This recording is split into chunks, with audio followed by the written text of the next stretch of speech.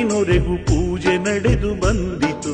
ಚೌಡೇಶ್ವರಿ ತಾಯಿ ನಿನ್ನ ಚರಿತೆ ಹೇಳುವೆ, ಕರುಣಾಮಯಿ ದೇವಿ ನಿನ್ನ ಕೃಪೆಯ ಕೇಳುವೆ. ಚೌಡೇಶ್ವರಿ ತಾಯಿ ನಿನ್ನ ಚರಿತೆ ಹೇಳುವೆ, ಕರುಣಾಮಯಿ ದೇವಿ ನಿನ್ನ ಕೃಪೆಯ ಕೇಳುವೆ. ಭಕ್ತಿಯಿಂದ ನಿನ್ನ ನಾಮ ಧ್ಯಾನ ಮಾಡುವೆ, ತಾಯಿ ನಿನ್ನ ಪಾದದಲ್ಲಿ ಮುಕ್ತಿ ಬೇಡುವೆ. ಭಕ್ತಿಯಿಂದ ನಿನ್ನ ನಾಮ ಧ್ಯಾನ ಮಾಡುವೆ, ತಾಯಿ ನಿನ್ನ ಪಾದದಲ್ಲಿ ಮುಕ್ತಿ ಬೇಡುವೆ.